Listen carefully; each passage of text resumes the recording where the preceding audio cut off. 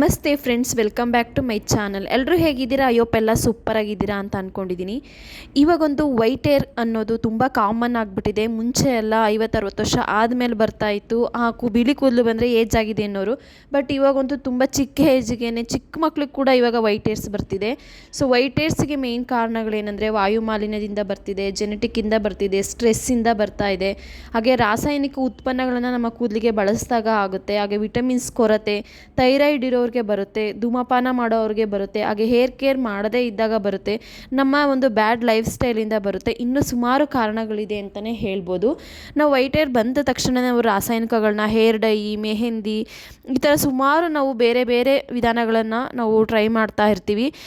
But ನಾವು ನ್ಯಾಚುರಲ್ಲಾಗಿ ಕೂಡ ನಾವು ಹೇರ್ ಕಲರ್ನ ಮಾಡ್ಕೊಳ್ಬೋದು. ಅಂದರೆ ಬಿಳಿ ಕೂದಲನ್ನು ಕಪ್ಪಾಗಿಸ್ಕೊಳ್ಬಹುದು. ನಾವು ನ್ಯಾಚುರಲ್ಲಾಗಿ ಮನೆಯಲ್ಲಿರುವಂಥ ಪದಾರ್ಥಗಳನ್ನ ಉಪಯೋಗಿಸ್ಕೊಂಡು ಮಾಡೋದ್ರಿಂದ ಯಾವುದೇ ಒಂದು ಹೇರ್ ಡ್ಯಾಮೇಜು ಪ್ರಾಬ್ಲಮ್ಸ್ ಆಗೋದಿಲ್ಲ. ಸೊ ನ್ಯಾಚುರಲ್ಲಾಗಿ ಮನೆಯಲ್ಲಿ ಸಿಗುವಂಥ ಕೆಲವೊಂದು ಪದಾರ್ಥಗಳನ್ನು ಬಳಸ್ಕೊಂಡು ಹೇಗೆ ನಾವು ಹೇರ್ ಡೈಗಳನ್ನ ಮಾಡ್ಕೊಳ್ಬೋದು ಅಂತ ನೋಡೋಣ. ಹೊಸಬ್ರೇನಾದರೂ ನನ್ನ ವೀಡಿಯೋಸ್ ನೋಡ್ತಾ ಇದ್ದರೆ ಪ್ಲೀಸ್ ಬೆಲ್ ಐಕನ್ನ ಕ್ಲಿಕ್ ಮಾಡಿ ಸಬ್ಸ್ಕ್ರೈಬ್ ಮಾಡಿಕೊಂಡು ವೀಡಿಯೋನ ನೋಡಿ. ಪ್ಲೀಸ್ ಈ ವಿಡಿಯೋ ಇಷ್ಟ ಆದರೆ ಪ್ಲೀಸ್ ಒಂದು ಲೈಕ್ ಕೊಡೋದನ್ನು ಮರಿಬೇಡಿ. ಬನ್ನಿ ವಿಡಿಯೋ ಸ್ಟಾರ್ಟ್ ಮಾಡೋಣ. ಮೊದಲನೇದಾಗಿ ವೈಟ್ ಏರ್ಸ್ ಏನಾದರೂ ಆಗಿದ್ದರೆ ಅದನ್ನು ಕಪ್ಪು ಮಾಡ್ಕೊಳ್ಳೋದಕ್ಕೆ ಮನೆಯಲ್ಲೇ ಈ ಒಂದು ಪುಡಿಯನ್ನು ರೆಡಿ ಮಾಡ್ಕೊಳ್ಳಿ. ಇದಕ್ಕೇನು ತುಂಬ ಖರ್ಚಾಗೋದಿಲ್ಲ. ಈಸಿಯಾಗಿ ಮನೆಯಲ್ಲಿ ಸಿಗುವಂಥ ಪದಾರ್ಥಗಳನ್ನು ಬಳಸ್ಕೊಂಡು ಮಾಡಬಹುದಾಗಿದೆ. ಸೊ ಬಿಳಿ ಕೂದಲು ಆಗಿಲ್ಲ ಅಂದರೂ ಖಂಡಿತ ಈ ವಿಡಿಯೋನ ನೋಡಿ, ನಿಮಗೆ ಹೆಲ್ಪ್ಫುಲ್ ಆಗುತ್ತೆ. ಫ್ಯೂಚರಲ್ಲಿ ವೈಟ್ ಏರ್ಸ್ ಬರ್ದಲೇ ಇರೋ ರೀತಿ ತಡೆಯುತ್ತೆ. ಹಾಗೆ ಚಿಕ್ಕ ಮಕ್ಕಳಿಂದನೇ ಈ ಒಂದು ಅಭ್ಯಾಸ ಬೆಳೆಸ್ಕೊಂಡ್ರೆ ಸೊ ಫ್ಯೂಚರಲ್ಲಿ ಕೂಡ ಮಕ್ಕಳಿಗೆ ಚಿಕ್ಕ ಏಜಲ್ಲೇ ವೈಟ್ ಏರ್ಸ್ ಆಗುವಂಥ ಪ್ರಾಬ್ಲಮ್ಸ್ ಕೂಡ ಕಡಿಮೆ ಆಗುತ್ತೆ. ಸೊ ಖಂಡಿತ ಮಿಸ್ ಮಾಡದೆ, ಸ್ಕಿಪ್ ಮಾಡದೆ ವಿಡಿಯೋನ ಪೂರ್ತಿಯಾಗಿ ನೋಡಿ, ನಿಮಗೆ ಹೆಲ್ಪ್ಫುಲ್ ಆಗುತ್ತೆ ಈ ವಿಡಿಯೋ. ಈ ರೀತಿಯಾಗಿ ನೀವು ಮಾಡಿಕೊಂಡು ನೋಡಿ, ಖಂಡಿತ ನಿಮಗೆ ಒಂದೊಳ್ಳೆ ರಿಸಲ್ಟ್ ಸಿಗುತ್ತೆ ಅಂತಲೇ ಹೇಳ್ಬೋದು. ನಾನು ತುಂಬ ದಿವಸದಿಂದನೂ ಕೂಡ ಈ ರೀತಿ ನಾನು ನ್ಯಾಚುರಲ್ಲಾಗಿ ಹೇರ್ ಕೇರನ್ನು ಮಾಡ್ಕೊಳ್ತಾನೆ ಇರ್ತೀನಿ. ಬಟ್ ವೈಟ್ ಹೇರ್ ಆಗುತ್ತೆ ಅನ್ನೋ ಒಂದು ಉದ್ದೇಶಕ್ಕಲ್ಲ. ಸೊ ಒಂದು ಹೇರ್ ಕೇರ್, ಒಂದು ಹೆಲ್ದಿ ಹೇರ್ ಕೇರ್ ರೊಟೀನ್ ಇದು. ಸೊ ಮೊದಲನೇದಾಗಿ ನಾನು ಇದಕ್ಕೆ ಏನೆಲ್ಲ ಎಲೆಗಳನ್ನ ತೊಗೊಂಡಿದ್ದೀನಿ ಅಂದರೆ ದಾಸವಾಳ ಎಲೆ ತೊಗೊಂಡಿದ್ದೀನಿ, ಹಾಗೆ ಬ್ರಾಹ್ಮಿ ಎಲೆಯನ್ನು ತೊಗೊಂಡಿದ್ದೀನಿ, ದೊಡ್ಡ ಪತ್ರೆಯನ್ನು ತೊಗೊಂಡಿದ್ದೀನಿ, ಹಾಗೆ ಮೆಹಂದಿ ಎಲೆ, ನುಗ್ಗೆ ಸೊಪ್ಪಿನ ಎಲೆಯನ್ನು ತೊಗೊಂಡಿದ್ದೀನಿ. ಇವು ಎಲ್ಲದರಲ್ಲೂ ಕೂಡ ನಮ್ಮ ಒಂದು ಕೂದಲಿಗೆ ಬೇಕಾಗಿರುವಂಥ ಪೋಷಕಾಂಶಗಳು ಹೆಚ್ಚಾಗಿರುತ್ತೆ ಅಂತಲೇ ಹೇಳ್ಬೋದು. ಇದಕ್ಕೆ ನೀವು ಇದನ್ನು ಬಿಟ್ಟು ಬೇರೆ ಕೊತ್ತಂಬರಿ ಸೊಪ್ಪು ಎಲೆ ಬಳಸ್ಬೋದು, ಸೀಬೆ ಎಲೆ, ಪುದೀನ, ತುಳಸಿ, ಮೆಂತ್ಯ ಸೊಪ್ಪು, ಕರಿಬೇವು, ದಾಸವಾಳ, ಒಣಗಿರೋಂಥ ಹೂಗಳು, ಬೆಟ್ಟದ ನೆಲ್ಲಿಕಾಯಿಯನ್ನು ಕಟ್ ಮಾಡಿ ಒಣಗಿಸಿರೋ ಅಂಥದ್ದು, ಬಸವನ ಪಾದದ ಎಲೆ, ಎಲ್ಲ ಎಲೆಗಳನ್ನು ಕೂಡ ನಾನು ಇಷ್ಟು ಹೇಳಿದ್ನಲ್ಲ, ಇಷ್ಟು ಎಲೆಗಳನ್ನ ನೀವು ಯೂಸ್ ಮಾಡ್ಬೋದು. ಹಾಗೆ ಗರಿಕೆ ಕೂಡ ಯೂಸ್ ಮಾಡ್ಬೋದು. ಈ ಎಲ್ಲ ಎಲೆಗಳನ್ನು ನೀವು ಒಣಗಿಸಿ ಸ್ವಲ್ಪ ಪೌಡರ್ ಮಾಡಿ ಇಟ್ಕೊಂಡ್ರೆ ನೀವು ಒಂದು 6 ತಿಂಗಳವರೆಗೂ ನೀವು ಯೂಸ್ ಮಾಡ್ಬೋದು. ಏನು ಕೆಡೋದಿಲ್ಲ, ಏನೂ ಆಗೋದಿಲ್ಲ. ಅದನ್ನು ಸ್ವಲ್ಪ ನೀರಲ್ಲಿ ತೊಳೆದು ಸ್ವಲ್ಪ ಒಂದು ಬಟ್ಟೆ ಮೇಲೆ ಹಾಕಿ ಅದು ಸ್ವಲ್ಪ ನೀರೆಲ್ಲ ಕಡಿಮೆ ಆಗಬೇಕು. ತೊಳೆದು ಯೂಸ್ ಮಾಡಿದ್ರೆ ತುಂಬಾ ಒಳ್ಳೆಯದು. ಸೊ ಇದೆಲ್ಲ ಸ್ವಲ್ಪ ಒಣಗಿದ ನಂತರ ನಾವು ಇದನ್ನೆಲ್ಲ ಕೂಡ ಮಿಕ್ಸಿ ಮಾಡ್ಕೊಳ್ಬೇಕು. ಇವು ಏನಂದರೆ ಇದು ಪುದೀನ, ಇದು ಏನಂದರೆ ನಾನು ಇದು ಒಂದು ಪ್ಯಾಕಿಗೆ ಅಂತಲೇ ನಾನು ಇದನ್ನು ರೆಡಿ ಮಾಡ್ಕೊಂಡಿಲ್ಲ. ಎಕ್ಸಾಂಪಲ್, ಈಗ ಮನೆಗೆ ನಾವು ಕೊತ್ತಂಬರಿ ಸೊಪ್ಪು, ಪುದೀನ ಎಲ್ಲ ತೊಗೊಂಬಂದಿರ್ತೀವಿ, ಹೆಚ್ಚಿಗೆ ಆಗಿರುತ್ತೆ, ಒಣಗೋಗಿರೋದನ್ನು ನಾವು ಬಿಸಾಡ್ಬಿಡ್ತೀವಿ. ಅದ್ರ ಬದಲಿಗೆ ಈ ರೀತಿ ನಮ್ಮ ಹೇರ್ ಕೇರಿಗೆ ಖಂಡಿತ ನಾವು ಯೂಸ್ ಮಾಡ್ಬೋದು. ನಾನು ಒಣಗಿತ್ತು ಅಂತಂದರೆ ಖಂಡಿತ ನಾನು ಎಸೆಯೋದಿಲ್ಲ. ಸೊ ನಾನು ಅದನ್ನು ಸ್ಟೋರ್ ಮಾಡಿ ಇಟ್ಕೊಂಡಿರ್ತೀನಿ. ಈ ಥರ ಏನಾದರೂ ಎಲೆಗಳೆಲ್ಲದು ಪುಡಿ ಮಾಡ್ಕೊಳ್ಬೇಕಾದ್ರೆ ನಾನು ಯೂಸ್ ಮಾಡ್ಕೊಳ್ತೀನಿ. ಇದರಲ್ಲಿ ಪುದೀನ ಮತ್ತು ಕೊತ್ತಂಬರಿ ಸೊಪ್ಪು ಎರಡೂ ಕೂಡ ಆ್ಯಡ್ ಆಗಿದೆ. ಆ್ಯಂಡ್ ಕರಿಬೇವು ಅಂತ ಯಾವುದೇ ಕಾರಣಕ್ಕೂ ಮಿಸ್ ಮಾಡಲೇಬೇಡಿ. ವೈಟ್ ಏರ್ಸ್ ಆಗಿದೆ ಅಂತಂದರೆ ಕರಿಬೇವು, ಇದಕ್ಕೆ ಸ್ವಲ್ಪ ಮೆಹಂದಿ ಎಲೆನ ನೀವು ಕ್ವಾಂಟಿಟಿ ಜಾಸ್ತಿ ತೊಗೊಳ್ಳಿ.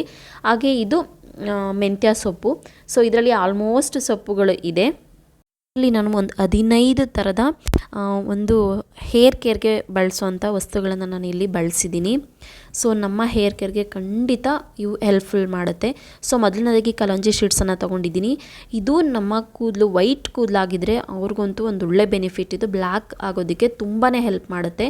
ಸೊ ಹಾಗೆ ಕರಿ ಎಳ್ಳನ್ನು ತೊಗೊಂಡಿದ್ದೀನಿ. ಇದು ಕೂಡ ಬಿಳಿ ಕೂದಲನ್ನು ಕಡಿಮೆ ಮಾಡಿ ನ್ಯಾಚುರಲ್ಲಾಗಿ ಬ್ಲ್ಯಾಕ್ ಆಗೋದಕ್ಕೆ ಹೆಲ್ಪ್ ಮಾಡುತ್ತೆ. ಆ್ಯಂಡ್ ಬಿಳಿ ಕೂದಲು ಬರ್ದೇ ಇರೋ ರೀತಿ ತಡೆಯುತ್ತೆ. ಇದು ಸಾಸಿವೆಯನ್ನು ತೊಗೊಂಡಿದ್ದೀನಿ. ಸಾಸಿವೆ ಎಣ್ಣೆ ಕೂಡ ನಮ್ಮ ಒಂದು ಕೂದಲಿಗೆ ತುಂಬ ಅಂದರೆ ತುಂಬಾ ಒಳ್ಳೆ ಬೆನಿಫಿಟ್ ಸಿಗುತ್ತೆ.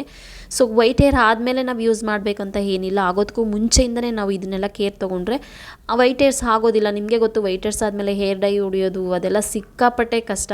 ಅದೇ ಮುಂಚೆಯಿಂದನೇ ನಾವು ಈ ಥರ ಎಲ್ಲ ಗಮನ ಕೊಟ್ಟು ಹೇರ್ ಕೇರ್ ಮಾಡ್ಕೊಳ್ತಾ ಹೋದರೆ ವೈಟ್ ಹೇರ್ಸ್ ಪ್ರಾಬ್ಲಮೇ ಆಗೋದಿಲ್ಲ. ಸೊ ಹಾಗೆ ನಾನು ಅಗಸೆ ಬೀಜ ತೊಗೊಂಡಿದ್ದೀನಿ, 1 ಸ್ಪೂನಷ್ಟು ಟೀ ಪೌಡರ್ ತೊಗೊಂಡಿದ್ದೀನಿ, ಹಾಗೆ ಅಕ್ಕಿ ತೊಗೊಂಡಿದ್ದೀನಿ. ಇದು ಎಲ್ಲದನ್ನು ಕೂಡ ನಾವು ಏನು ಎಲೆಗಳನ್ನೆಲ್ಲ ತೊಗೊಂಡಿದ್ವೋ ಅದ್ರ ಜೊತೆನೇ ಇದನ್ನು ಕೂಡ ಮಿಕ್ಸಿ ಮಾಡ್ಕೊಳ್ತಾ ಇದ್ದೀನಿ. ಸೊ ಇದನ್ನು ಅದಕ್ಕೆ ಹಾಕ್ಕೊಳ್ತಾ ಇದ್ದೀನಿ. ನಿಮ್ಗೊಂದು ಸ್ವಲ್ಪ ಟೈಮ್ ಹಿಡಿಯುತ್ತೆ ಇದನ್ನು ಮಾಡ್ಕೊಳ್ಳೋದಕ್ಕೆ ಅಷ್ಟೇ.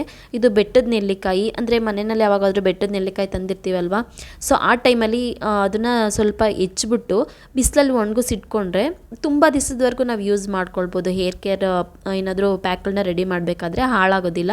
ಸೊ ಅದನ್ನು ಡೈರೆಕ್ಟ್ ಹಾಕೋದಕ್ಕಾಗಲ್ಲ ಮಿಕ್ಸಿಗೆ, ಸ್ವಲ್ಪ ನಾವು ಕಲ್ಲಲ್ಲಿ ಜಜ್ಜಿ ಸ್ವಲ್ಪ ಪುಡಿ ಮಾಡಿ ಹಾಕ್ಕೊಳ್ಬೇಕು, ಇಲ್ಲಾಂದರೆ ಮಿಕ್ಸಿ ಹಾಳಾಗುತ್ತೆ. ನಾನು ಅಷ್ಟನ್ನು ಹಾಕೋದಿಲ್ಲ, ಅದರಲ್ಲಿ ಒಂದು ಸ್ವಲ್ಪ ಹಾಕ್ತೀನಿ. ನಾನು ಬೇರೆ ಏನಾದರೂ ಹೇರ್ ಪ್ಯಾಕ್ ಯೂಸ್ ಮಾಡಬೇಕಾದ್ರೆ ನಾನು ಅದನ್ನು ಯೂಸ್ ಮಾಡ್ಕೊಳ್ತೀನಿ. ಈ ಥರ ನೈಸಾಗಿ ಪೇಸ್ಟ್ ಮಾಡಿ ಇಟ್ಕೊಳ್ಬೇಕು, ಪೌಡರ್ ಮಾಡಿ ಇಟ್ಕೊಳ್ಬೇಕು. ಇದು ನಮಗೆ ಸುಮಾರು ದಿವಸವರೆಗೂ ಇಟ್ಕೊಳ್ಬೋದು. ಒಂದು ಬಾಟಲಲ್ಲಿ ಹಾಕಿ ಇಟ್ಕೊಂಡ್ರೆ ನಾವು ಯಾವಾಗ ಬೇಕಾವಾಗ ನಾವು ಹೇರ್ ಪ್ಯಾಕ್ ಮಾಡ್ಕೊಳ್ಬೇಕಾದ್ರೆ ನಾವು ಯೂಸ್ ಮಾಡ್ಬೋದು. ನೋಡ್ತಾ ಇದ್ದೀರಲ್ವ ಎಷ್ಟು ಗ್ರೀನಿಶ್ ಆಗಿದೆ ಅಂತ. ಸೊ ಎಲೆಗಳು ಗ್ರೀನ್ ಆಗಿರಬೇಕು ಅಂದರೆ ಪತ್ರ ಹರಿತು ಅನ್ನೋ ಒಂದು ಅಂಶ ಬೇಕಾಗುತ್ತೆ.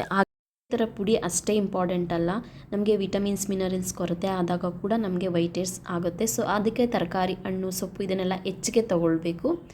ಹಾಗೆ ಈ ಎಲೆಗಳನ್ನು ನಾವು ಬಳಸೋದ್ರಿಂದ ನಮಗೆ ತುಂಬ ಹೆಲ್ಪ್ ಮಾಡುತ್ತೆ.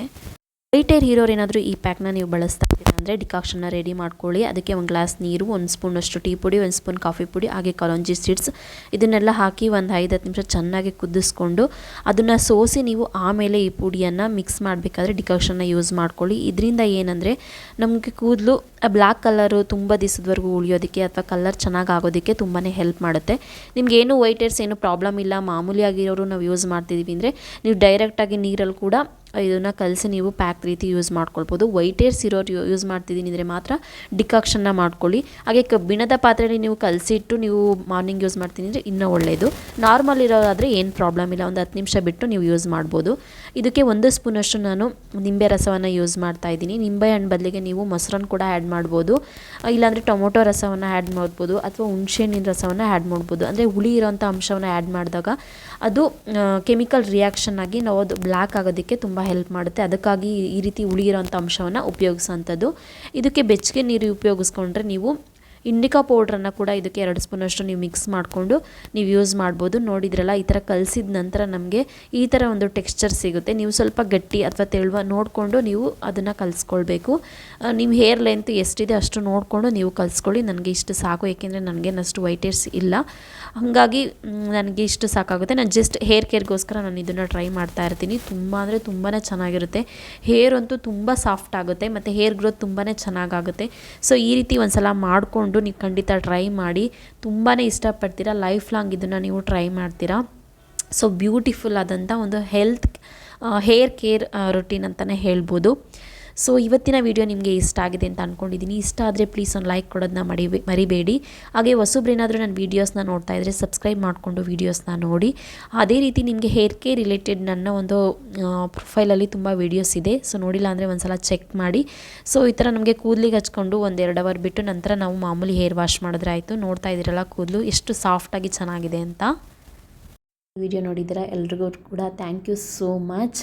ಖಂಡಿತ ನಿಮ್ಮ ಹೇರ್ ರಿಲೇಟೆಡ್ ಯಾವುದೇ ಪ್ರಾಬ್ಲಮ್ಸ್ ಇರಲಿ, ಹೇರ್ ಫಾಲ್ ಆಗ್ಬೋದು ಅಥವಾ ಹಗ್ರ ಆಗ್ಬೋದು, ಎಲ್ಲ ಪ್ರಾಬ್ಲಮ್ಸ್ ಕೂಡ ಈ ಒಂದು ಪ್ಯಾಕ್ ಖಂಡಿತ ಸೊಲ್ಯೂಷನ್ ಸಿಗುತ್ತೆ ಅಂತಲೇ ಹೇಳ್ಬೋದು. ಸೊ ಖಂಡಿತ ಟ್ರೈ ಮಾಡಿ ಫ್ರೆಂಡ್ಸ್.